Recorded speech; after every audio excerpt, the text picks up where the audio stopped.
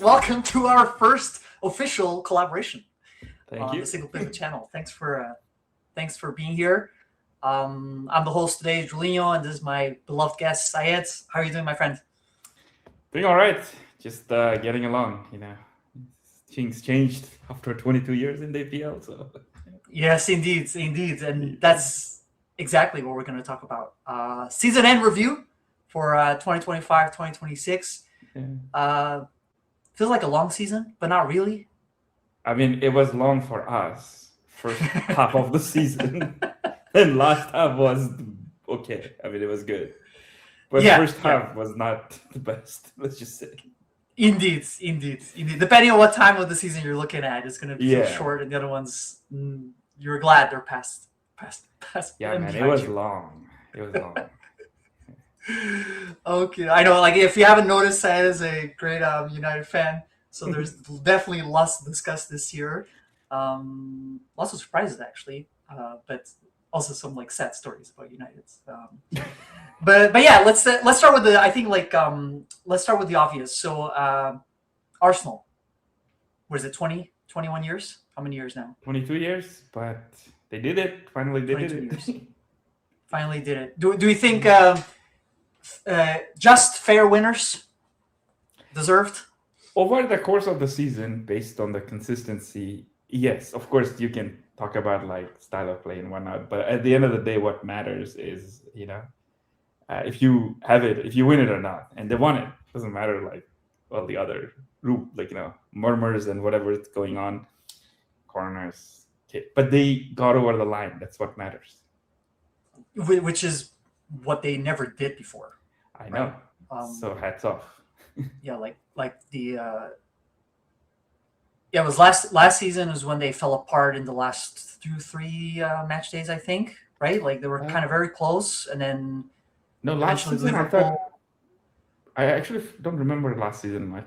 I mean, Well, because Liverpool won, but like yeah, they were we were around traumatized. there. Yeah, but Liverpool eventually, yeah, Liverpool ran with it. Then there was a season before where they were 90%, 92% on first spot, I think, and then City overtook. Yeah, I the think that was previous two seasons before last two, they were actually like they fell apart at the end. But last yes, season, I yes. thought Liverpool kind of ran away with it towards the end. I Right, was no, just you got it. You yeah, got it. You got it. Yeah, it yeah. was the one before where their Arsenal was One on top before, most of the yeah, season up until April, and then they yeah, collapsed.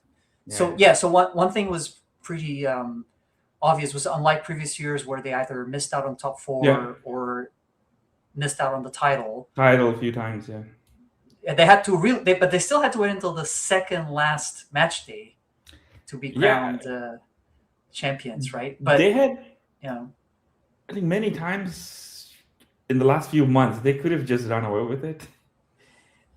Yeah, but at the end of the day, what matters is like they got through finally. So. yeah, like it's you know what, I think it's a funny one because uh, Arsenal definitely were they won because they were the most consistent team Mm-hmm. in the league, In the right? And league, when yeah. I say that, I meant um, when push come to shove in hard games or games at the time of the season, whether it was during January, February, when the schedule picks up, or even around Christmas time. Um, Even if they were about to tie up the game, they would still manage to score a late winner or just end up winning the game no matter what. And that continued all the way until now, early spring, March, April. Mm-hmm. I'm thinking like say the game against, was it Everton, where there was 0-0 until the 82nd, 83rd, down one comes It in. was a late goal, yeah, I remember that. Yeah, like goals, right? There were obviously the Wolves game they scored at the last minute. Yeah, Even like against Burnley, they didn't like they just were able to squeeze in wins no matter what, so that eventually you get up on top. And I think that's the consistency comes from that is no matter the circumstance, the opponent, the mm-hmm. difficulty, or the squad that they had available, 1-0 or a set piece was just enough to get them over the finish Yeah. line. This one thing, like Yeah. we always we've been kind of making fun of Arteta and whatnot, like trolling. But one thing you gotta give him credit this season is that this Arsenal team is good. But if you think about the team that have won in similar fashion, but control, like for example, the classic Jose Mourinho Chelsea teams, right? They won it, but they had more control, and it felt like, they didn't need. I mean, there are many times in the season you could think that like, oh, are they going to do it? Are they not going to do it? But with the old classic Jose Mourinho teams, you never had that issue, even if it was 1-0. And it's just because they had a lot of, Klopp used that word before, mentality monsters. They had like very mentally tough individuals in Jose teams and other classic teams. This one, I know I might get panned by the Arsenal fans, but I don't think they are as mentally tough. But so, in a way, Arteta kind of absorbed all the pressure and took it on himself. And I think he was the driving force behind getting these players. I agree. Yeah. I agree. Yeah, like even the Chelsea comment you made, I don't remember watching those games and thinking while the games were happening whether that Chelsea team was about to concede a goal. Like first of all, they had that record 15 goals conceded. 15 goals conceded. But like even the players themselves, as they managed the games, I never saw them nervous or incapable in the game to manage the game out. Like whereas this season for Arsenal, especially, there were games at times, like the game that they blew the lead against Wolves, I think, away. There were games where you start seeing more of the same that we saw in previous years at around the same time of the season. Right, yeah. But like you said, I think the X factor, other than one particular player, I think Arteta and his perseverance and the mentality that instilled in the team, the discipline, right? I think Rice is, like, in terms of mentality, like, for example, he's one of the players that can rise up to the occasion. So inclusion of him in the last year or two has definitely elevated their team. Yes, I agree. Yeah, he's a very good player. And of course, sometimes you need just that, I can do this. Doesn't matter if everything is going out of the way. In the old classic teams that we grew up watching with, they had many of these individuals. In the modern teams, you don't see them as much, right? For example, they haven't had any other than maybe a handful. Fabregas, maybe, like they haven't had players at the Emirates for a long time with a mentality. Yeah, maybe Aubameyang, maybe. Aubameyang and Xhaka, they were kind of that kind of player, right? Like they would be unfazed and under super heavy challenge, right?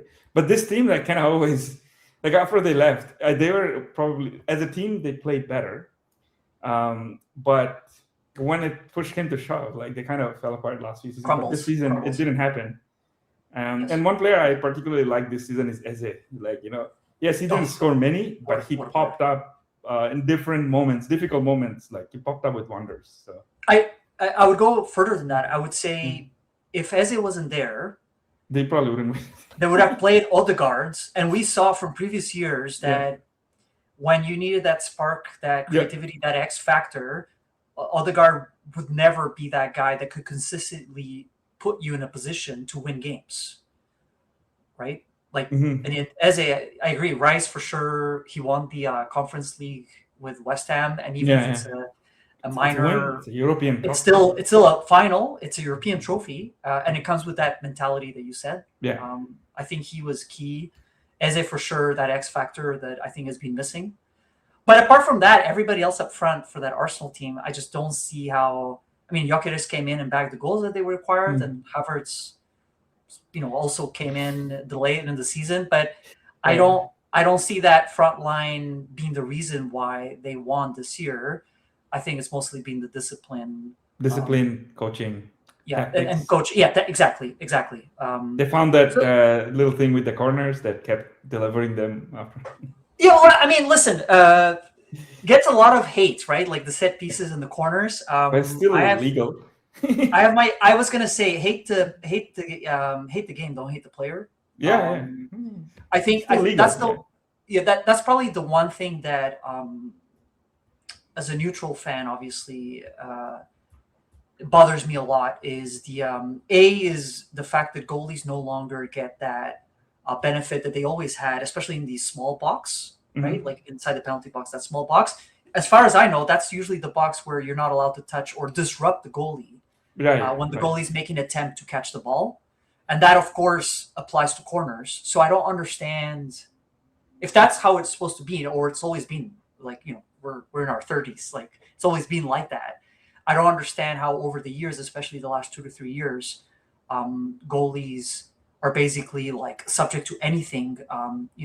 Shirt pulling, shoving, pushing, they don't even get a chance. And if that's taken away from the goalies, then it's a matter of who wrestles the most, and it's not really a footballing technique. But if that's what the referees are allowing, then I'm sorry, but like Arsenal found a way to consistently score.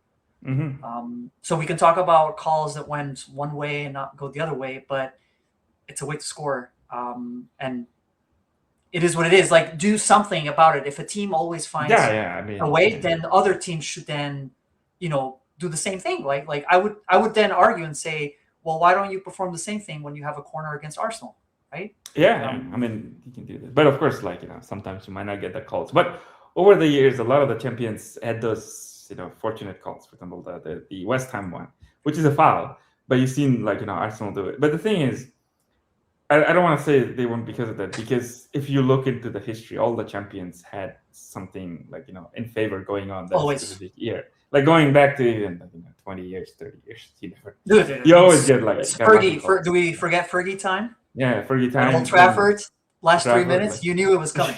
You knew it was coming, right? You knew it was coming. Yeah, I mean, last year, we were making fun of Liverpool because they were getting a lot of the VAR penalties, and then Man United under Solskjaer was getting 10, 13 penalties in the Lots season. of dodgy, questionable decisions with no VAR. Yeah, oh yeah. But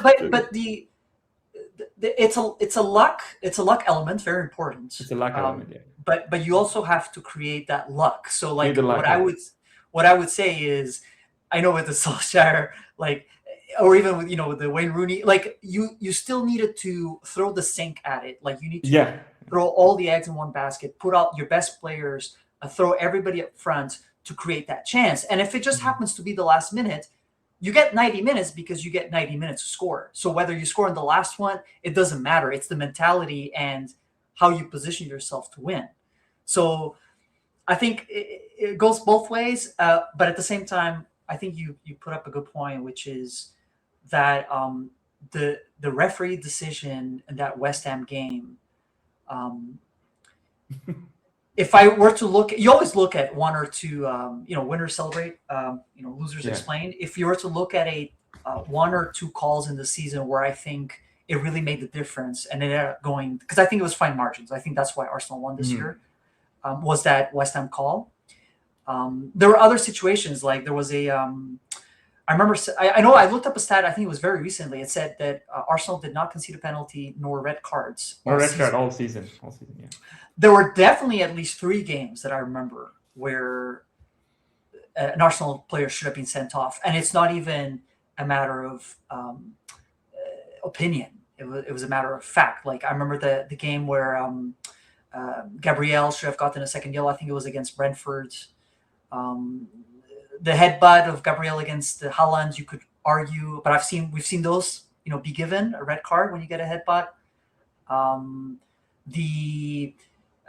There was another penalty call. I think it was, I forget, but there were several teams and several games, right? The first game of the season against United, there's a blatant. Oh, that was a penalty, right? But I was thinking, Old Trafford kind of cancels out. United got favorable calls over the years. Arsenal got it this year. I was going to say, but the fact that they didn't get red cards or penalties, those in any other day, they could have been given. So what I'm trying to say is it's fine margins. If any of those games, they would have gotten the red or a penalty against them, the games, the goals and the outcome of the game could have been different. Right. And fine margins. Probably, exactly. So I think fine margins, but of course, winners always have that, and a winning team will always have more going their way, but they also create them, right? So, for every red card they didn't get, it's well, how many other goals the other team could have scored too, right? So I know, and people miss chances too, but at the same time, Arsenal also missed some glaring chances throughout the season. Oh yeah. I mean, they havenn't had good players playing up front in years, I know. So I don't blame them, right? So your guys is okay, but signing Madueke, I mean, what are you doing? So, okay, what about to wrap things up for Arsenal, because we're giving them way too much time. They're the champions. I know, but it is what it is. Fine margins. So I don't want to glorify. If it was like a Liverpool or City team from the previous years, then I would go about it because yeah. we're footballing fans, right? There's not much that we can say from this other than discipline and organization. Best player for Arsenal this season. Who do you think? Because they're the winners. So if we were to pick their best player for the Premier League in particular, who do you think? I haven't watched as many Arsenal games as I wanted to. Mainly like the big ones. The big teams. But yeah, but I don't really know. I think as you said, their attackers were not like stand out. They had like moments. Eze, I thought like was pretty good, but I have to give it to like Declan Rice overall. Rice, yeah, he was in the shoutout for PFA team, like player of the year. Yeah, runner up, right? A lot of people think he should have won it, but of course, like I always find between the 1, 2, 3 players, it's always like just fine margin. So it could have been him, but yeah, definitely he's the best Arsenal player. Okay, he would be my second choice. Thank you. Who would be your first? Their goalie. So Raya, David Raya. I think like, well, first of all, when you have the best defense of the league, right? Like the least goals conceded. It's not just the goalie, obviously. If you don't concede penalties, it's not the defenders only, right? Because the defense starts up front. So clearly there's an overall discipline, but I would say since January, so many games where Raya kept Arsenal in the game with like not just like good saves, good shot stopping, but like great saves, like world class saves, I would say. And like when you think of all those games where fine margins, there were 0-0 until the last minute. In all those games, Raya contributed in some way, shape, or form, right? So I would argue that not only did they keep them in the game, but those games ended up leading to crucial points for the season. So Rice for sure, like engine in the midfield. I don't think they would be able to. He brings that leadership, organization, mentality to the team. So I don't think the team would perform that well without him. I agree, but I think the X factor this year, David Raya. And if we also think back of previous years, like I know Arteta has been a fan of rotating and changing goalies. And probably creating problems when they shouldn't exist in the first place. Because what was that goalie they had from Sheffield just before? I forgot his name. I forgot. But yeah, anyways, so when Raya came in, it was shaky. I don't remember. Like I think the first 5-6 games. Ramsdale. Yeah. When Raya came in from Brentford, I remember the first, probably could even be the first third of the first season that he came in. He looked shaky. Like he did not look like an improvement over Ramsdale in the beginning. At the beginning. But with time, wherever it was, both shot stopping, even playing with his feet, I think he's revealed himself to be a solid, probably the best goalie in the league right now. I don't think I can see any other goalie playing better than him. So, okay, so Rice and David Raya. Probably shouts for player team of the season when we do them in just a bit. I know. Okay, perfect. In terms of the rest of the teams, I mean, we could go through it, but let's go with biggest probably upsets or underwhelming teams, especially from the top teams. Who do you think? I mean, why don't you talk to me about Man United since you are unfortunate enough to support them right now? Yeah, I mean, it's been 13 years since I last saw the league. Since you last won the league? Yeah, since we last won the league. We're in undergrad. We're watching in probably one of our common rooms when they won the league. Oh yeah. Yeah. Fergie was still there. Yeah. I know. Where do I start? I mean, last season was horrible. Let's from the beginning. So you start off with Amarin, and Amarin was sacked. Was it October, November? No. Amarin was sacked, I think, after Christmas. Oh, it was after Christmas. Okay, yeah. I mean, it's... yeah. I forgot. So up until then, how do you feel? What was going wrong, or what was going wrong for United? Up until then, his tactics weren't working. I don't think he's like that bad of a coach, but at the same time, Premier League is a different beast than like all the other. For example, where he was coming from, his system really worked well in the Continental when he was at Sporting. In the Continental, he was like routinely slapping Man City off, right? Something like that. Yeah, Champions Big League. teams. Yeah, Gyökeres was a different player under him than Okay, yeah. what we see right now. His whole team was like, it was like a machine. But that didn't work here because Premier League it might not have the Premier League top teams. Like, of course, this generally fall short against like Madrid or other like European giants most of the times, but they get there. But in the league, it's so diverse, the styles. Like, you get all kind of teams. So you have to be a bit more flexible. Even Pep Guardiola, I remember first season he came, he was third. Then he changed. He had to adapt to Premier League. Then he kept winning. Right. That's why he's a great manager. Jurgen Klopp, right? He had this gegenpress, but I think for Premier League it was slightly different than what Dortmund was doing. Like, it was adapted to Premier League. So great managers have always adapted their style to Premier League. Amorim was inflexible, I felt. There was one game he tried 4 at the back, and we actually won that, but then he reverted back to 3 this season. I think, but this season or last season, I can't remember. But in general, there was definitely some communication gap between him and the players. Some players were not taking into what he was trying to do. All in all, he just was stubborn, I think. He should have... from outside, we don't know what was going on in the dressing room and internally, but from outside, it looked like we weren't getting best out of any of our players, right? Bruno was just Bruno because, he still performs in general, in terms of stats at least. And there were 1 or 2 good players, but him sort of, in the beginning, I think this season he had to start Casemiro, but he was just so good that he couldn't, get rid of him. The other thing was Mainu, for example, that was a blunder.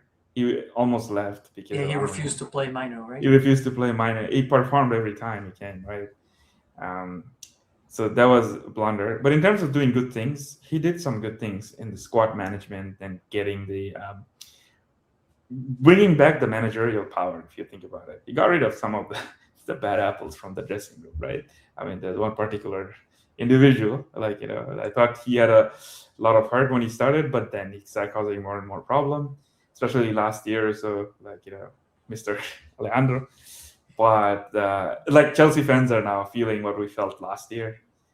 Always gets into, he's there and thereabouts. I gotta give him prop for some of his, at least he's trying, but he never dribbles past anyone as a winger, but he keeps trying. Then of course he misses. He's a delusional winger. That's how I call it. I know. Absolutely delusional. Yeah. But another player who, at the end of the day, wasn't good enough, but maybe he was fine. Like Højlund, I kind of liked him, but after a while you could see that it wasn't meant for Man United. We needed something. But that's the thing, though. Sorry, interrupting. So Højlund's eventually sent out on loan and probably being sold right now. I think. Yeah, he's gonna be sold at Napoli. He's doing well in Italy.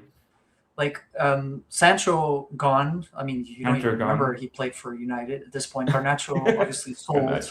Yeah. Anthony is somewhere enjoying the beaches of Spain. Yeah, Anthony is playing where it's good. So yeah, he got rid of the problematic elements. So he got rid of what we thought were not good enough for United, right? And yet,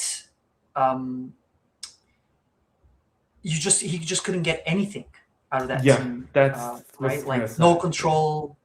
No creative spark, no style of play. I still didn't understand. I was pretty familiar with Amorim's style. Yeah, because you watched the Portuguese league. Yeah, I'll follow the Portuguese league. It was there was several things that were required. So one of them was center backs that were good with their feet. That was very important. United, I wouldn't say they have enough center backs and enough depth to guarantee that. Right. The other one was wing backs who are wing backs. United doesn't have that. The closest thing that you could have that he tried and it worked out okay, I think, was Diallo when he played him on right wing back.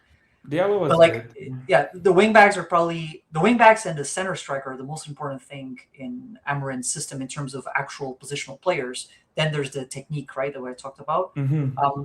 Without the wingbacks, it's impossible to create the width and the attacking uh, movements that he requires, and then the focal striker up front that can play through the channels or Right. pivot to bounce off the players to their attacking mids. You didn't have that, and I don't think Sesko is that kind of player either with that kind of profile, right? Joker is perfect for that. That's why it worked so well. And then they had Mm-hmm. wingbacks like Kenda um, and other players there that could really provide that and really get the maximum out of the system. So when you say he was inflexible, I agree with you. He just didn't. There's that catch, right? Like it's sometimes we blame coaches. I think you guys did that with Ten Hag, where like he had a system from Ajax, he came to the Premier League, and then he abandoned the system because he didn't have the players. And I think he got a little bit of shit and stick because we were saying, well, stick to your guns and stick to your formation and your tactics, and then eventually let the club buy players for you. And then with Amarin, it's the opposite. We're saying, oh, he didn't adapt because he had a style of play, right? So I know it's kind of like double-edged sword if you think about it. Amorim did get the. I'm not sure, like the transfer strategy last year was how much Amorim versus how much our director of football. yeah. But we did get like this is the first time in a very very long time, I think, as far as back as I can remember, when we had all four of our signing click like this year. Like they all performed well, I found, especially our goalie and Cunha. Oh, he finally got the goalie right. Yeah. And goalie actually wasn't his. Goalie, I think, was Jason Wilcox or one of the other guys from the, because Amorim wanted Emi Martinez, like, you know. Okay. Yeah, Amorim wanted Emi Martinez. Yeah, it was the goalie was the director of football. I'm not sure about the like, you know, attackers, how much who he wanted versus who was the director. I guess who are like the newly. We finally have a proper football structure. Like I know he wanted several Sporting players. Yeah. He wanted Gyökeres, but I think Gyökeres wanted to go to Arsenal. So yeah, I mean, obviously. Good call. He won the league, right? So yeah.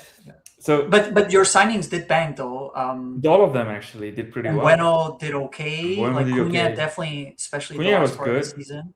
Yeah. Sesko is still like young but developing. I think he performed. Yeah.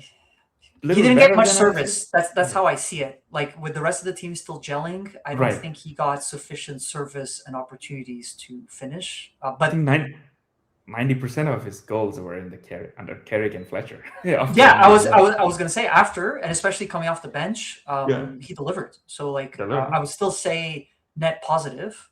Right? Like so overall, we'll have a different show to talk about the upcoming season, but I think the future is bright, I think, in my opinion, for United, because Carrick is now officially full-time. I think he is, right? He's full-time. I think they gave him a 2-year deal with 1-year extension. Okay. Good record against the top teams. I think he beat all of them, if I'm not mistaken. One game is a week, but yeah, so did Chelsea, and look what they are, right? So I would say the future looks bright. You still need players that you need to replace Casemiro. You need depth in that midfield and probably fullback positions. Maybe one more winger, but I would say midfield, you're not 3 weeks. You're not in a 3-year, 4-year project. I think unlike Arsenal that took them 6 years to win something. I think. Do you think you're ready to compete? I know, we're looking next season, maybe a cups, something like that. We have to win a couple of the cups for sure. I'm happy, I love winning FA Cups. It's nice. I also like the League Cup. It kind of sets you up, at least even if you even in the Ten Hag era, right? When we were 8, we came in and just won the FA Cup out of nowhere. That was a good feeling. Yeah. We should have, one of the other thing about the Cups, Amorim should have beat it Spurs last year. It was so annoying to watch the game. Both teams were so bad. so for example, but yeah, so next season I think we should definitely go for the Cups. And we were 3rd last year, and with the right amount of player, I'm not sure if we can go ahead and win it next year. I'm gonna be. My heart says, yeah, we're gonna win everything, but my brain says, like, of course, just be grounded. I'm telling you right now, you're not gonna win everything. Yeah. Be grounded. Like, there's no way that's gonna happen. If you do, the game is finished. Like, we're all finished. Like, if that's the case. If we do, then I don't know, man. Like, maybe the timeline is changing or something. I don't know. Like, exactly. There might be maybe tomorrow. We're in a Christopher Nolan movie. We're all in a Christopher Nolan movie. We're all in a Christopher Nolan movie. But with the right amount of player, we can be there and thereabouts in the top 3 again, but this time closer to the top teams, right? I agree for that. Maybe we should get a second or third place, but I wanna, with the right amount of midfielders at least, I think we can get closer. Gotcha. And Gotcha. Okay. I don't think we need to buy any more attackers, at least first, because I'm not opposed to it, because of course we need improvement, but I think midfield is a more glaring issue. I agree. Yeah, like especially if you're going to Casemiro's Champions League, you're going to have more games. Like you're not going to be playing 40 games. If we can get him, Tonali and Elliot Anderson, these guys. And if Chouameni is fighting with his teammates, why don't we get him? Right, he's a great player. Yeah, these are all like either Premier League proven or world class, World Cup winners. World Cup winners, Champions League winners. For United quality, right? Yeah, exactly. I agree. Okay. Real quick here, since you're a United fan, a couple of words on Liverpool. They end up finishing 5th. I mean, are these the worst defending champions of all times in the Premier League? I mean, the worst one is probably Leicester, right? Yeah, I think. But that's Leicester, though. But did Leicester have the capital investment that Liverpool had? Yeah. Okay, in terms of the capital investment, sure. And what players? Sorry, what players did Leicester lose the next 2 seasons? Oh, right? I forgot. They lost a lot of. I mean, they lost their main. Kante, Mahrez, right? They left. Yeah. Mahrez and Kante, 2 of their best players left. So I guess you can give them. So, anyways, but yeah, back to the Scousers. What are we saying? Well, it was definitely like I honestly thought they would. I mean, of course, as a United fan, you like when they lose, but as a football fan, like in the beginning, after they bought these players, I didn't really know much about Florian Wirtz as much. It was a wild, gamble, because you've seen many players from Bundesliga come in, Sancho for us, and for example, what's the other guy that played for Chelsea? Forgot his name. Gittins? No, before Havertz, Chelsea. The Werner. Yeah. All these absolute flops. Right, yeah. So it's always we had Mkhitaryan being a Bundesliga player of the year come in and not do anything.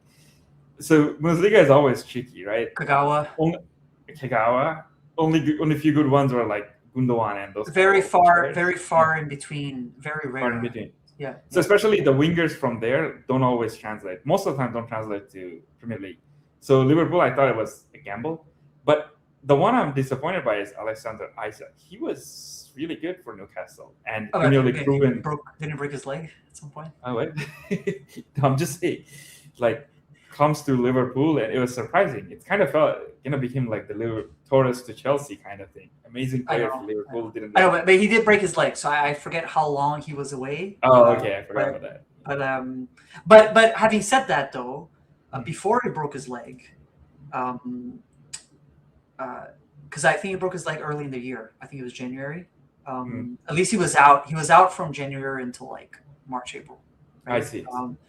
But September, October, he had one injury along the way, but he was not good. And neither was the rest of the team. So my question to you is, Isaac, I agree. I still think Wirtz probably the worst flop of the season, given how much they spent on him. But why did Liverpool not work out this year? Because they won last year. They kept, Trent left, but they kept Van Dijk. They kept Salah. They still have players in that team that know how to win. Right? They've won major honors. They brought in what we think are quality players, right? Whether it's Wirtz, Ekitike, I think did okay. Ekitike has been good. Every time I watched him, impressed me. Right, good players, right? Kirkes, he got a lot of stick, but I think there was I don't know what people expected. Like I think he's a good player, but like he's not going to be at the level of Robo, especially like right. And then Frimpong, not really a true right back, but like he can make up for the pace. And yet, I mean, you watch those games, or if you did end up watching those games, Liverpool was not exciting. Did not have attacking threats. Did not look like they could dominate games, score goals Like consistently. before. It wasn't like before. Yeah, I mean, but before there was the chaos, but with chaos came volume, and with volume came players with quality. They brought in quality. Like these are quality players, and yet, you know, getting outplayed by mediocre or like average teams in the Premier League. Yeah, like so. So my question is, what went wrong? Is the squad bad? Is it the coach? Because we haven't even talked about slots. Is it a combination of all? It's probably a combination of all, I would say.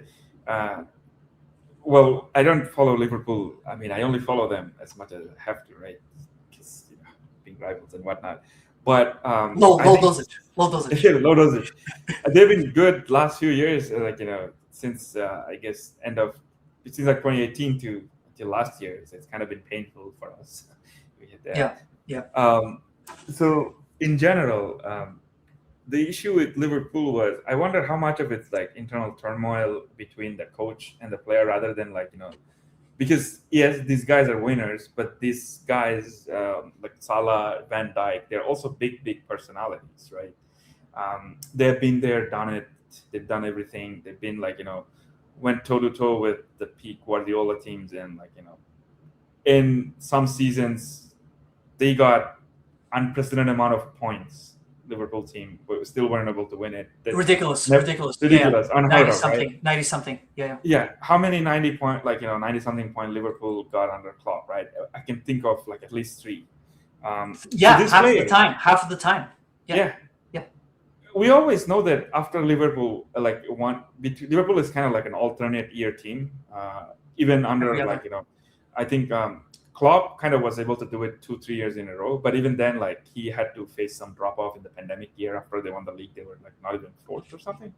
Then the Ten Hag's first, the year before they almost won the Champions League. I thought they dominated Madrid, but Madrid was just knew how to do it. Was that the one Salah was injured or something? Or? No, that one was not close. I know that people say that Madrid team was like. I'm talking about the Vinicius one. Oh yeah, yes. Liverpool was better.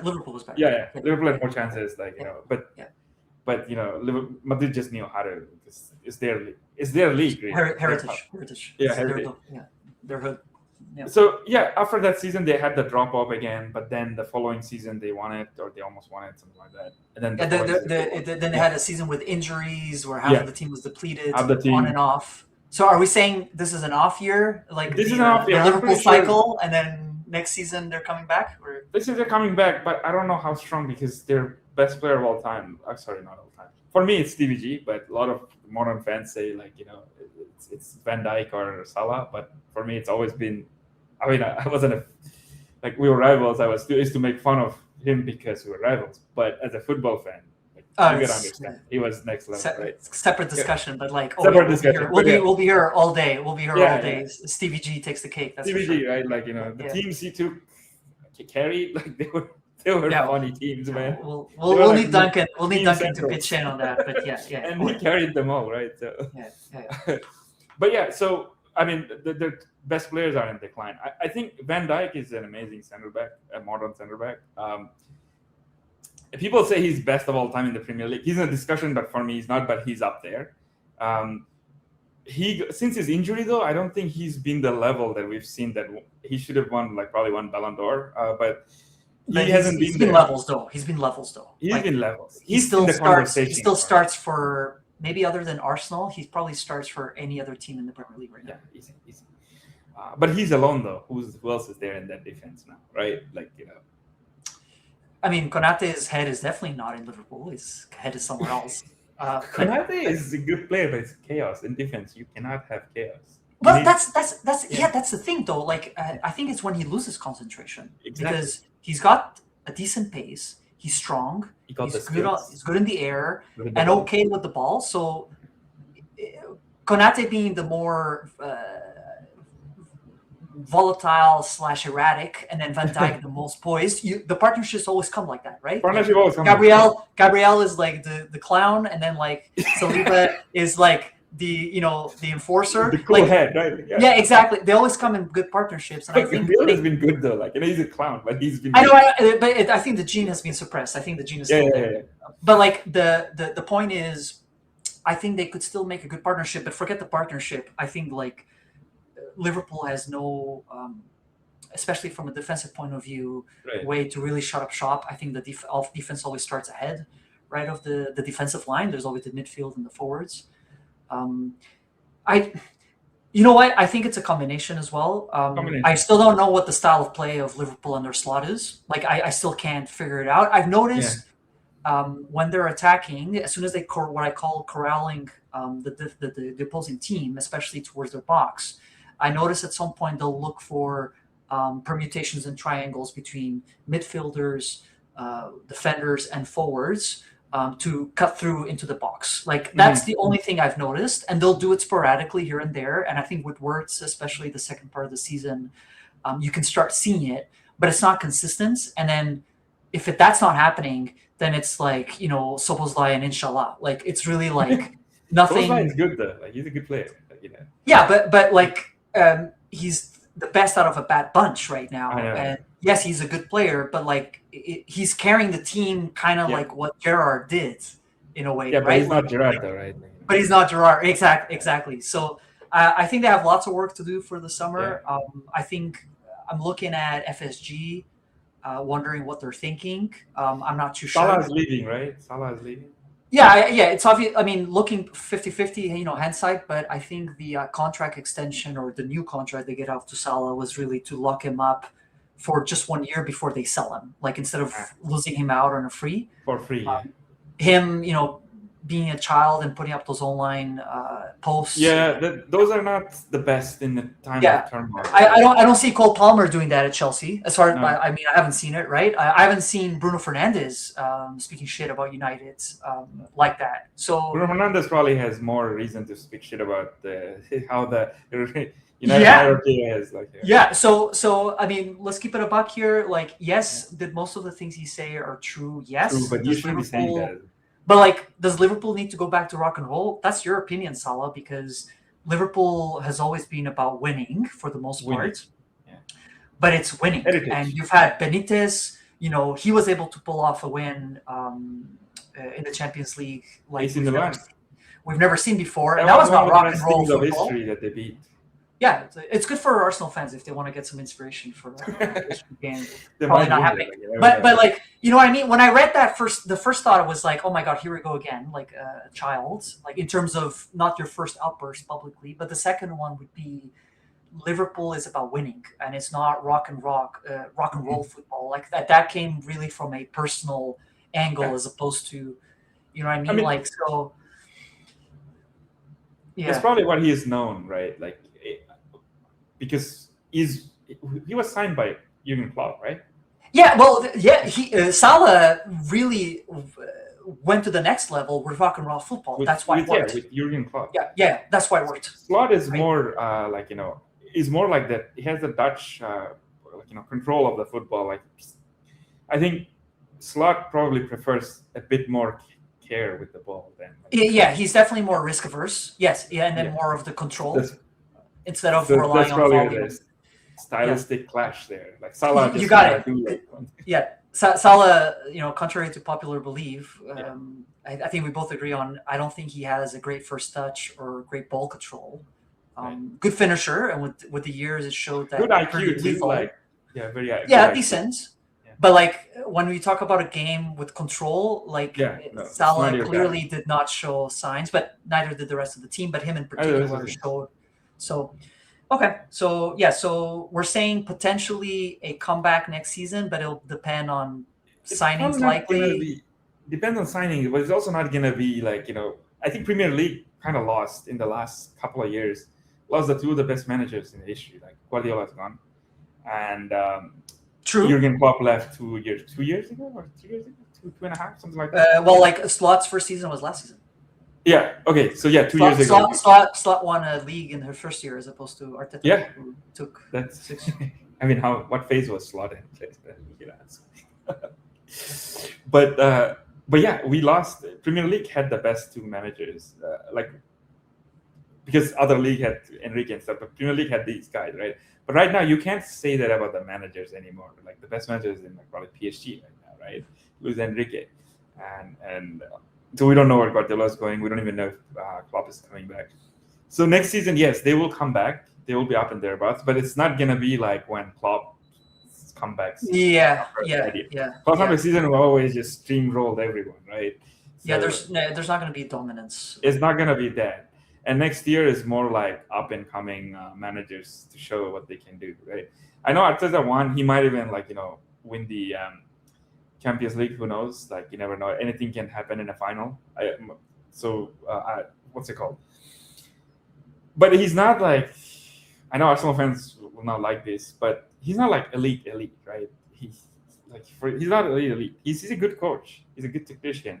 All of that.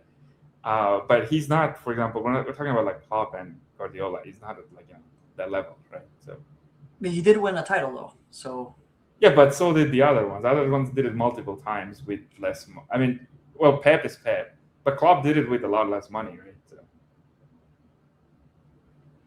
Yeah. In terms of when we say elite, creme de la creme, yes, he's not there, obviously. Hasn't had time to even show he can be there. Yeah, but I mean, within other than a title, 6-7 years, he won so many trophies. Oh, he was competing always for something, and he went Champions League finals multiple times. Champions League final too. It's only Ronaldinho's Barcelona and the red card stopped him. So I mean, he might even shithouse a win against stranger things have happened. You are no stranger to remember Greece. When we were young. That was whatever. I cannot still forget that night. Traumatic. I know. Traumatic. Okay. Ronaldo crying, watching on the TV. He's a Ronaldo fan at that time. But I still feel the pain from that night. I know. So stranger things have happened, and Arsenal is the difference in the quality is not that much. So definitely, and some of the AI and Opta stats are actually slightly favoring Arsenal. Because PSG is good, but they did get schooled by Maresca's Chelsea in the Club World Cup final. I don't know if you remember. Right? Yeah, but that's senseless analytics. At the end of the day, who has the best team? Best team and the coach. Who has the best coach? I mean, as a football fan, which team gets me up my seat? It's PSG, like Kvaratskhelia. Ousmane Dembele, right? No, but not only that. What was PSG's run in the Champions League knockout stages to get to the final? Who did they have to beat? Right? I know they beat Bayern in the semis. They beat Man City, right? But in the knockout stage, they beat Liverpool. Hold on, round of 16. Well, the playoff round. The playoff round, they dicked around a little bit with Monaco, but they got through. And then with Chelsea, they steamrolled them. 8-2. Liverpool steamrolled.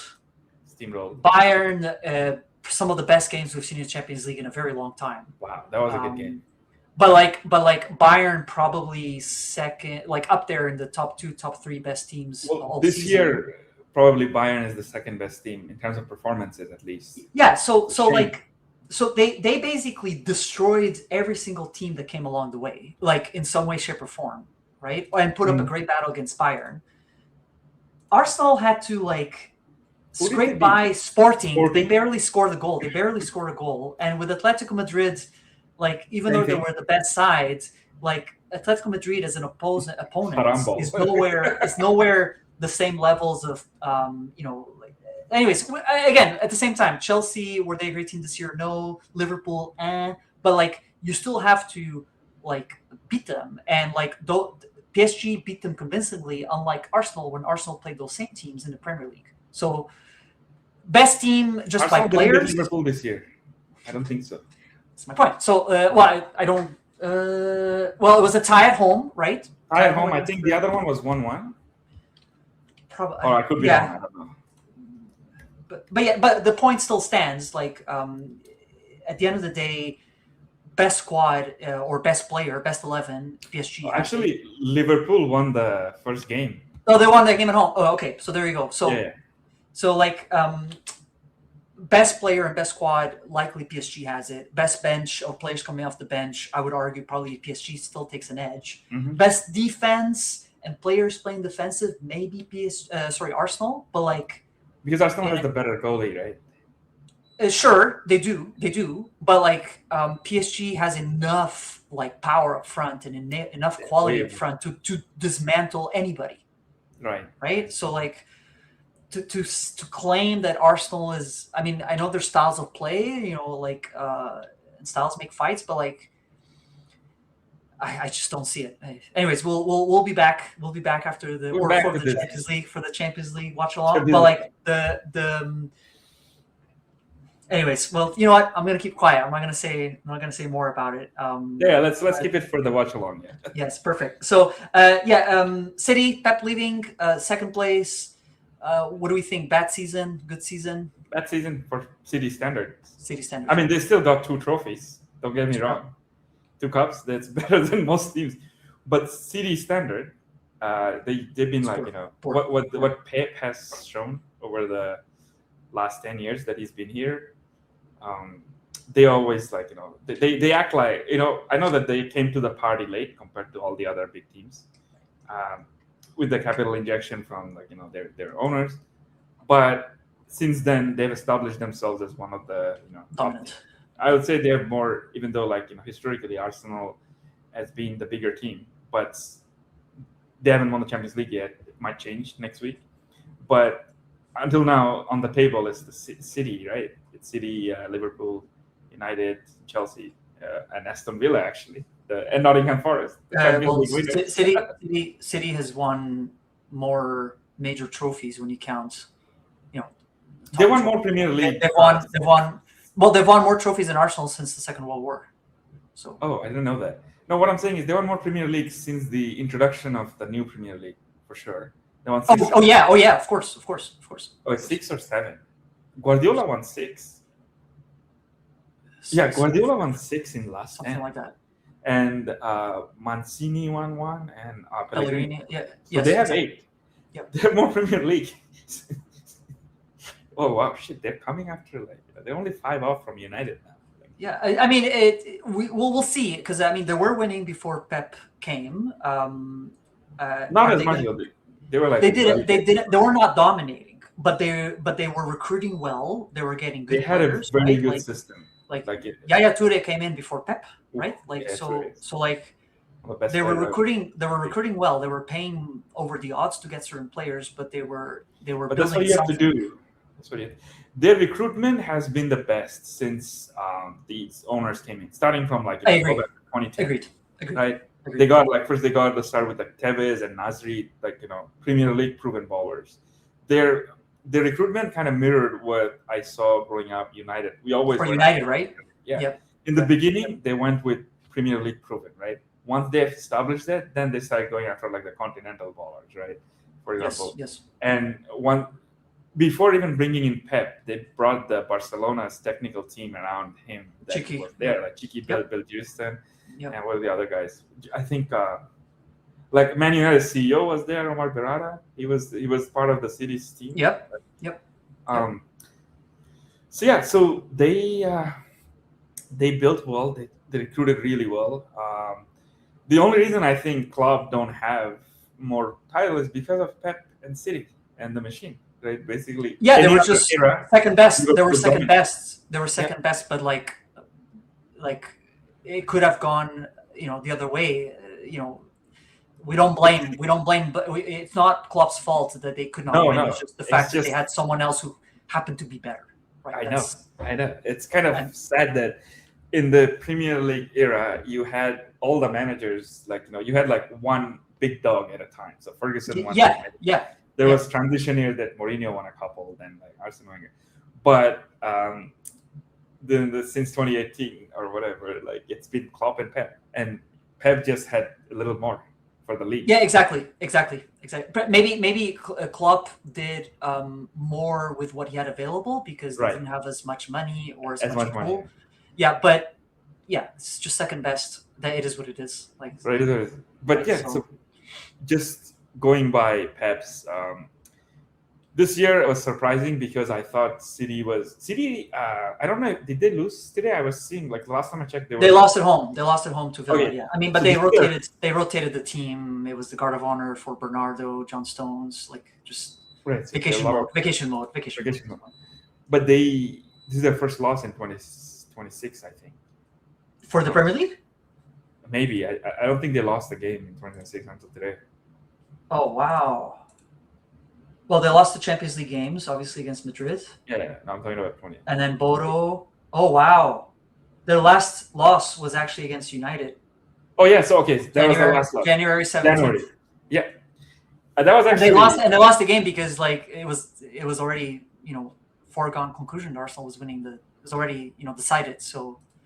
Until we beat Arsenal and brought... they did not lose a game. So even though wow. Okay. So I thought... Not good enough, though. Not good enough. So they wasted a lot of... It was not the same City that we saw before. Like, a City from 2 years ago would have won this league. Easy.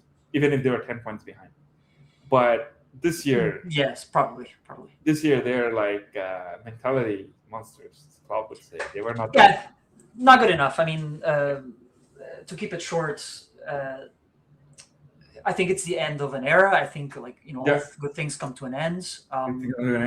I think they did a good job at salvaging the season by getting Guehi. They got 2 trophies still. Like Semenyo and capitalizing 2 trophies and making it all the way. But you can see that. I mean, my opinion has been that I think teams eventually have figured out Pep. Even though they've won consistently, I think at some point we're going to start seeing that. Yeah, every dog has its day. Jose eventually was found out. I think Pep is being found out slowly. And even Klopp to some extent. But some styles eventually, come and go. And I think it's time for City to just move on, whether it's interim with Maresca or whether eventually buys them time to bring someone else. The other thing I was just going to say, though, is that the academy of City has also improved. They're probably one of the best academies. It's the best in the country right now. Right, I think it's the best. Yeah, them and Chelsea. But it's. I don't think they're done. The period of dominance, we'll see if they can continue. But I don't think they're definitely done. I think they still. It might not be as dominant as Pep era, but it'll be there and thereabouts. I think we will see probably. Well, I don't know. I mean, if company was to come to City, I'm not sure if the dominance is going to end. I just don't see it. I really think that there might be a coach out there that can continue, but we'll see. Too much speculation at this point. Let's see. I agree with you. Underwhelming. I mean, I don't want that. I want us to be dominant again. I know, but noisy neighbors, right? My first 15 years of supporting United, if we didn't win the title, we thought it was the worst time ever. Yeah, that's the standards. Now you haven't won in 13 years, so now you're just enjoying. Now I'm just like any other supporter. I cannot be the annoying guy anymore. Okay. Fairfield, real quick. So Chelsea missed out on Europe. Obviously, Tottenham just survived. They finished 10th. They finished 10th. Not even Conference League. They're just 10th. What the hell? They got rid of a coach that got them a bunch of trophies, top 4 finish, and they got rid of them and put this guy that I never heard of. I don't even remember him playing in the Premier League, to be honest. I've been watching Premier League for how many years? I didn't remember either. I just had to go through, old articles and old YouTube videos. I could. I've been watching Premier League for so long. I never, I don't think. But he was he's part of the big machine. He didn't have a choice, right? I think he was the coach of Strasbourg, and Strasbourg is owned by the same parent company. Right. It's more so they're doing the corporate thing in football, right? It doesn't. Yeah, exactly. Get the next exec in line that's available to do it, and even though the exec is not competent for the job on a football pitch that compared to running other things. Yeah, it's a total circus. That's how I would put it. I think there was the injection of money, but they've just spent money. They think they're playing FIFA or Football Manager. 8 years contract to players. It doesn't make any sense. And some of the players are just bad players. I mean, just Garnacho alone. Like, what are you doing? Like No, you were able to sell Madueke to your biggest rival in London. Great. So far, so good. And you go and replace with Garn. I mean, we could spend a whole hour just on this, but like, it's just a clown show. And like, I don't think even the people, like our friends in Argentina, like it's one or two of them I spoke to them, they don't like him. Like, you know, they think he's not as good. Because he's not good. He's not a good can't player. dribble past players. Like, yeah. He's not good for the elite level of the best of the best. Like, he's just not there, right? Like anything else, sure, bicycle kicks here and there, but he got some things. But what I'm thinking is like he shouldn't be starter. He could be a good squad player, and at best for a top team. Him thinking that, like, you know, definitely good to have that ambition, but I think his biggest issue was his social media account run by his brother. That's the issue. That's why is that how it works? Okay, I see. Yeah. I see. Well, but like he's an adult, right? If he wants someone else to run his social media accounts, then maybe he wants his fault, right? Anyway, so yeah, they're a clown show, and then Tottenham, another clown show, which is entertainment for everybody, right? I personally would have liked them to stay, so I'm happy they stay because it's a big club, big team in terms of, you know, fan base and history. We need them in the Premier League, even if it's for. Then we get good expression shows that we can watch. Oh, of course. It goes without saying. Like, we need that content. I'm sure he would still produce good content if they went down. I know, but in Premier League it's better. Like, you know, I think exactly. Going after like his post game reviews this season has been like amazing. So funny. Absolute Oscar worthy. Oscar worthy. Like, okay. Perfect. So let's jump on because we're at the hour mark. Let's build the. Can I change the visual here? I've never tried this before. Yeah, that's better. Okay, yeah. So let's do a combined team of the season. Let's go real quick. So I'm thinking fixed formation. So let's do 4-3-3. But I'm not picky about because this is all virtual and it doesn't exist. I don't care about player chemistry or if a position. I just want to think best players in positions that contributed or, you know, brought something to their teams this season. Whether there's chemistry and all that bullshit, I don't care, right? So, and if anybody watching the video doesn't agree, I don't care either. This is our opinion here. So I'll start with the goalie. I think I already made my points in the past, but. At the beginning of the video, but David Raya for goalie. Like they won the title. I think he was crucial. So like that would be my pick. So let's go with the defense. Let's start on the right side. So our right. Who were the candidates? I don't remember seeing one like anybody stand out this season, to be honest. But like from the title-winning team, I would say Timber, even though he was injured towards the last. Timber is a good player. Like, he's one of the best. Right, like Mateus Nunes, I think he had a resurgence in City this season because after Pep said he was not good enough for center mid, he moved into a right back. I think he was solid. Reece James, even though Chelsea was garbage, I think he stepped up and was pretty healthy for most of the season. Another good player. But yeah, like not like I think that Bournemouth had a few defenders, but I don't think it was their right back who was the best. Timber is actually in it. Like, you know, I like because all the players coming from, like, you know, the Dutch side, they always are good with ball. Doesn't matter like where they play. They have this little ball control that's going on. Yes. Yeah, I would pick Timber too. Yeah, I mean Arsenal won the league, right? Best defense. Yeah, so yeah, I mean we could go through the rest, but Timber, I mean, like it's there's no point. So I'll agree. Well, I don't have to agree because it's your choice, so it doesn't matter. So no, I mean I don't have to stand out. Like, okay, center back pairing.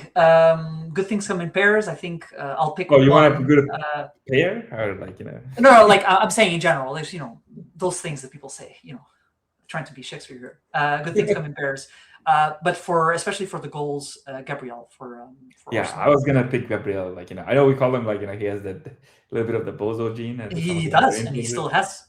This year he was consistent. He showed up when it's needed. He was the best. Like, okay, perfect. And then the other center back. I don't know. There are a few. I wouldn't pick any, even though we were third. I don't want to pick any because we consider like 50 I will goals. not allow you to pick Yeah, any. we consider 50 goals. Same with Liverpool. Like Van Dijk is good, but they also consider like 50 goals or something. Well, like what about so I'm thinking for City, for example, Kuzanov, for it. example, Kuzanov. or Gay, but Gay spent half of the time Gay, at Bournemouth, yeah. but it doesn't matter, right? Yeah, sorry, but it doesn't matter. Point is, he was still good in both. So Okay, yeah, and I'll then go with thinking that. Saliba, you okay? Saliba So, would be the other choice, to be honest. But yeah, it's between him and the City guy. I don't think. Gay or Kuzanov? No. Kuzanov. Let's go with Kuzanov. Kuzanov? Okay, no problem. Yeah, Yeah, I agree. Okay. Don't ask and me about then- left backs. I haven't seen anyone that kind of stood out to me this year. Bukayo Saka. Stop. You know what? Because it is Premier League, and it is like the. I don't want to make it just a big teams league. I'm gonna go with something out of left field, and no pun intended, from the left side. I think this player doesn't get enough love in general. Calafiori. No, he definitely gets loved by certain people. But it's hard because I don't think he even had a consistent season. Don't say you're saying Luke Shaw. No. Even United fans didn't put him there. I would not do that either. No, like I think there's two players that come to mind. So from the big teams, I would think Nkapie, even though again he didn't play the whole season, but anytime as soon as he locked in that left back position, I think he's pretty good. But I just don't see someone that spent the whole year. But I think Nico Riley, again, tough to pick because I don't think any. But I think out of all the players, Nico Riley for sure. I would have picked Trufford, which I think is the left back for Bournemouth. I think he was pretty good from what I saw, but I didn't watch enough games. But definitely from the big teams, I'll go with City. So again, still a big team, but I think Nico Riley for me for left back, especially because he started as a midfielder, right? And Pep moved him around, and then all of a sudden he had to play him left back because I don't think Pep likes to buy left backs. I think. And I think he locked him in perfectly, and with goals along the way. So we've got Raya at the back, Timber, Gabriel, Kuzanov, and O'Reilly. One midfield. Let's do three midfielders. So what's the first one? Again, I don't really care if it's balanced or not. Just who would you shove? I mean, we talked about him. He was like, we're gonna start with Declan Rice this year, just because everything. Then I'm gonna be biased a little bit. I know there are other players, but just gave me a lot of good memories this year and last year. Even in our shit times, Casemiro, he was Casemiro. Okay. I mean, that's just for me. I don't know. You can disagree. I mean, I have two players in mind, and one of them because he broke the assist record this year. Bruno. even if I don't like him, if I'm a big fan, he broke the assist records. I mean, Bruno.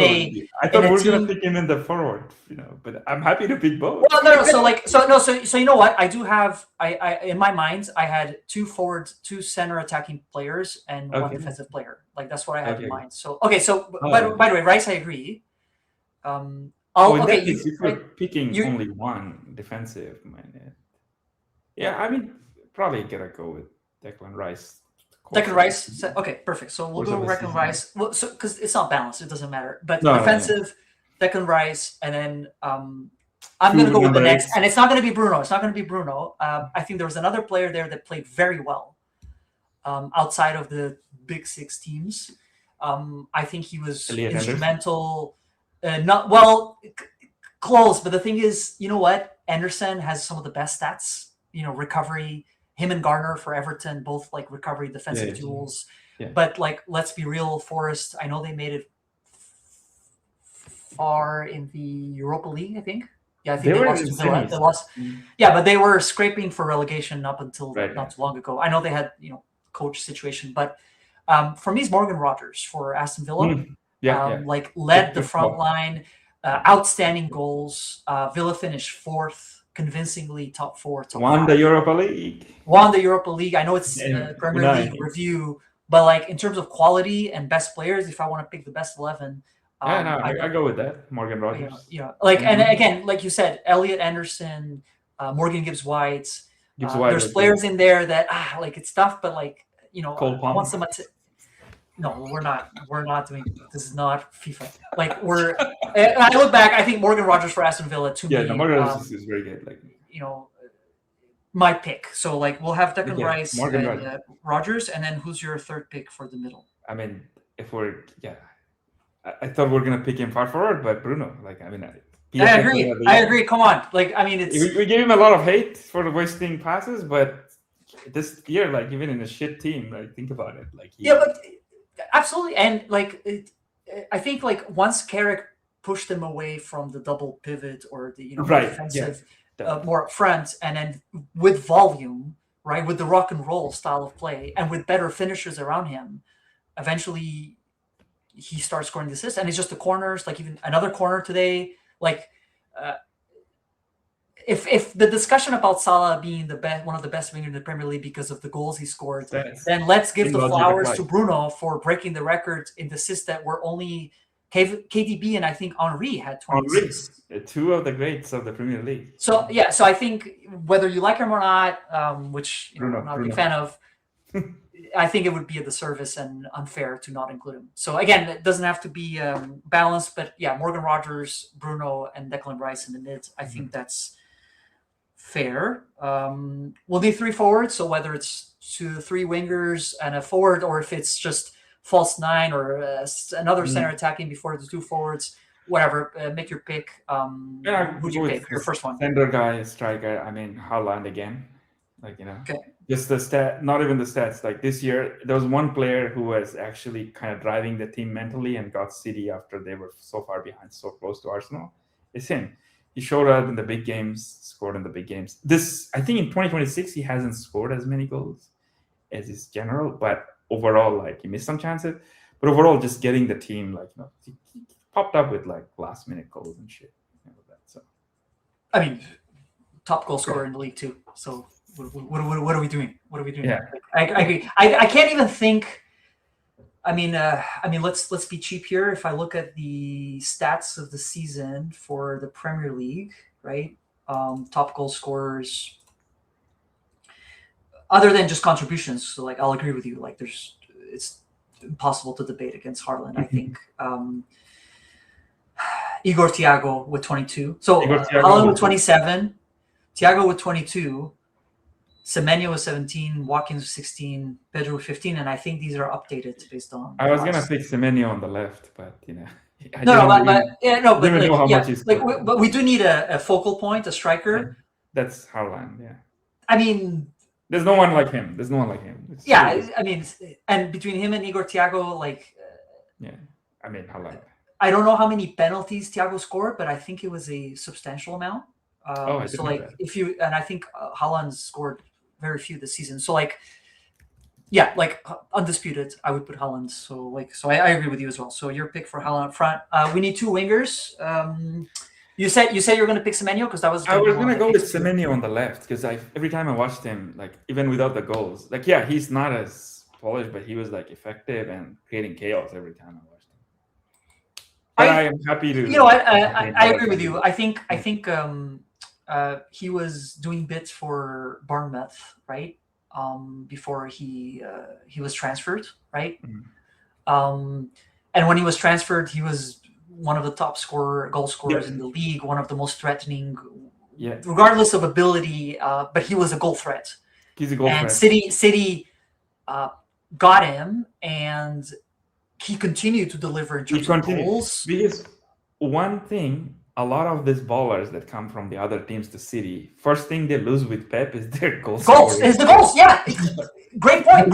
Like he literally castrates them, and like it just all of a sudden they lose their ability to do whatever they were doing before, right? Hey, what's his name? I forgot his name. The best, the one from Aston Villa, like from where? Went to City from Aston Villa. Jack Grealish. Jack Grealish. Oh my God, he was such a exciting player. Oh yeah, and in but the City, he was frustrated. he cut it because I wanted him at United. He should have. I mean, he won a lot of trophies, but I think it would be a different story if he came to United.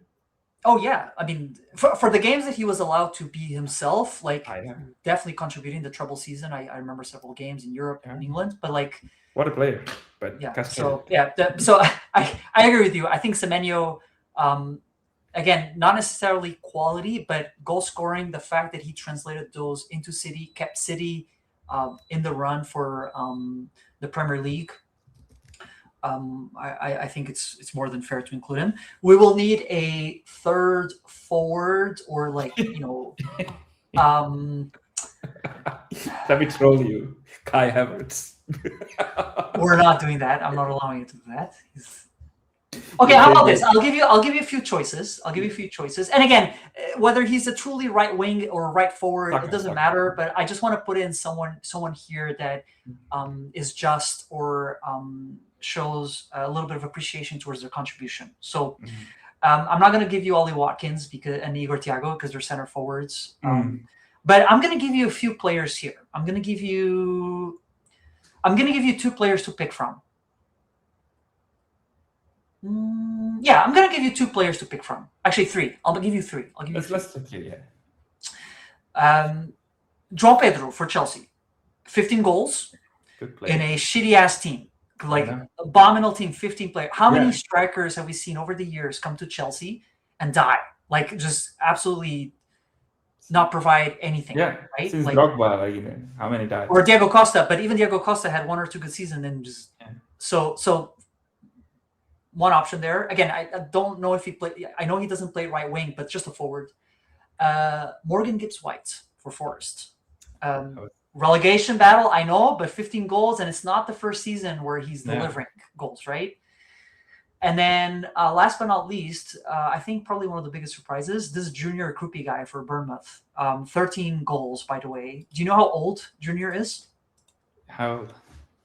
I wasn't even following that guy. Junior is 19 years old. Oh, wow. 13 goals. 19 years old for Bournemouth. Yeah. After Semenyo left that team, by the way. He still delivered 13 goals. Yeah.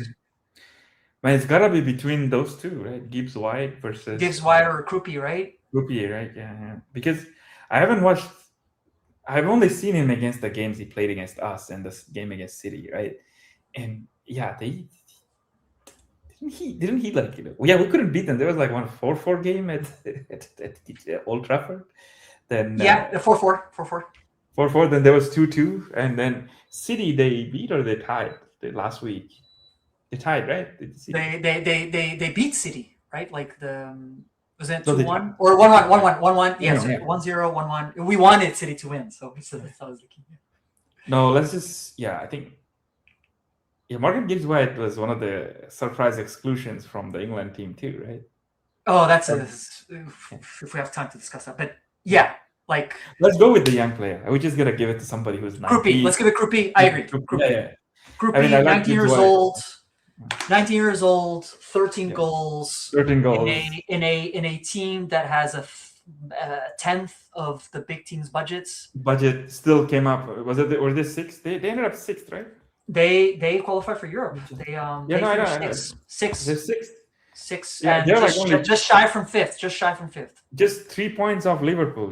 Anything could have happened. Yeah, perfect. Okay, so wrapping up here, David Raya at the back, in goal, Timber, right Gabriel, Kuzanov, O'Reilly. Nico, and then we've got a midfield with Declan Rice. Let's do the defensive mids, and then 2 attacking midfielders of Bruno and Morgan Rogers. And then we'll throw in Semenyo on the left, Krupi on the right because we want to, and then Haaland up front. Coach of the season. By process of elimination. It's Mikel. By process of elimination. We're doing the shameless thing. We're gonna give it to Iraola. Bournemouth qualified for Europe for the first time. Yeah, Iraola, sure. Let's do it. Yeah, what is this? This is not Arsenal team of the season. This is the Premier League team of the season. Wasn't Arsenal meant to win? Weren't they candidates to win the Premier League this season? Yes or no? Yes. Okay. Is this Arteta's 5th or 6th season under the helm? 7th right? season or something. Perfect. Didn't they spend millions to get new forwards? So Gyökeres, Eze, Madueke, the missing pieces to an already built defense, Yes. right? Like, so to me, he did what he was supposed to do anyways. Did he get over the finish line? Yes, no problem. But like, the competition wasn't great this year, and it's been 6 years. If Arteta had the budget that Iraola has, would he have done what Iraola did this He year? would be 8th, like before, probably. 8th, like he would be relegation. Like, what are we saying? What are we saying? So let's do the shameless thing.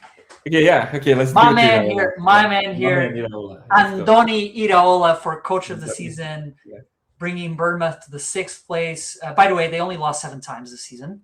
Wow, Only that's less United, than it's less United than lost Liverpool. United lost 7, City lost 6, and Arsenal Liverpool lost 5. 10. So, well, they lost 12. So like, Oh shit! And they also, lost Aston Villa last lost 7 the times, 8-18, and their record against the big teams. Yeah, they didn't. They beat They Arsenal. beat By the way, Arsenal. they beat Arsenal. They beat Yeah. Arsenal, right? They tied against United on both legs, twice. right? They beat City and tied, I think, or Well, tied with they City. tied City, right? They tied against. They actually beat Spurs. They lost at home against Arsenal. They tied everybody against beats Chelsea. Spurs. Yeah. They tied against Chelsea twice. How about Liverpool? They lost to City. They lost to Liverpool on the first leg, I think, and they beat Liverpool at home.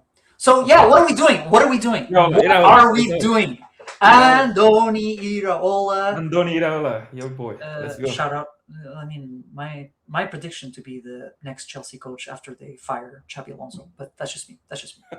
But you think Xabi Alonso is getting fired? It's not a matter of if, it's when. Like, what are we doing? What are we doing? Anyways, last but not least, let's do a little exercise here. I got a little recycling because we want to be a sustainable channel here. A little exercise here. We've got a little recycling box. So I would like you to pick one player who you think was absolutely garbage this year, but who you might think might have a second chance in terms of, was it just a one-off? Like, this year wasn't that great, but they're a good player. They still have the quality, or maybe in a bad team. Someone that next year will probably flourish and do much better. Someone who we shouldn't, as football fans, give up on just because they had a bad year. Who would you throw into the recycling box? I mean, I'm a United fan. I'm going to pick a United player. Yeah, go for it. Go for it. I don't think he's been bad, but I've been a little inconsistent this year compared to his other years. But he definitely, like, is Diallo. Amad Diallo? Diallo. Yeah, I think he. Yeah, he was good, but he wasn't consistent as last year, and definitely he's gonna be better going forward. Yeah. What missed for Diallo? Was it the formation, the role in the team, I think confidence? He because two different systems. He's an attacking player who was asked to do the defensive job. But what happened was, like, he got really good at the defensive side of things, but then he lost his attacking panache a little bit. Gotcha. He still, I think, performed here and there, like, showed up, but played well in bits and pieces. By no means he was, like, terrible, but from what the glimpses he showed, even in the bad seasons last couple of years, what could have been, it kind of died down a little bit. But I still think with time, like, because it was just a few months that he didn't deliver, but once he, like, gets figured out more, like, with how the new system is working, plus he's friend, like, very good chemistry with off the pitch with a lot of the players, he will come back. But yeah, I'd say, like, that one player I was kind of expecting more. But and that, like, you think as a starter for United next season, or will he be? Does it depend on the signings you get? Depends on the signing, but also I don't think we can, as United, like, there was only very few players who were guaranteed strikers, guaranteed starters throughout our history. At this team, it's probably only Bruno right now, just because of the stats. Not even, like, we're not even there. And Cass, right? But Cass is leaving. But in the historically, our and your goalie, no, unless, do you want Onana back? Oh no, man, that's no. What are we doing here?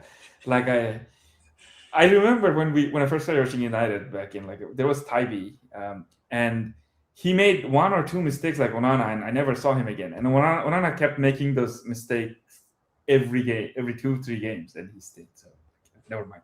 So no, yeah, goalie is good. At the moment, okay, but probably he's the only guaranteed starter. Gotcha. Okay. You know what? I also think that Diallo is a good player. I'm sure why he didn't do this year. But I do agree with you. I think it would be fair to give him a second chance. Yeah. Or believe that this year was just abnormal. So just a blip. He should be back next season. Yeah, he'll be back. And he started well in that Amorim system, but then also had like glimpses. Very well. Yeah, glimpses in the Carrick system. It's just like wasn't able to deliver. Yeah. Okay. Anyways, perfect. I think Perfect. Yeah, Shkala Day. My pick is Cole Palmer. I don't think he's a bad player, but he definitely had a shitty year. Just so did the rest of the Chelsea team. But anyways, that wraps things up. That was long. It was almost an hour and a half. I was thinking it was an hour, but that was good.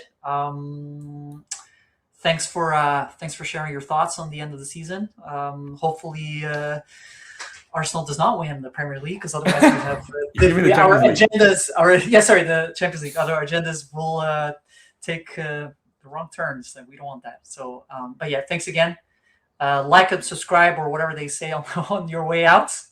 Appreciate it, and see you on our next video coming soon. Yeah, in the Champions League final. See you. Come on. Take care.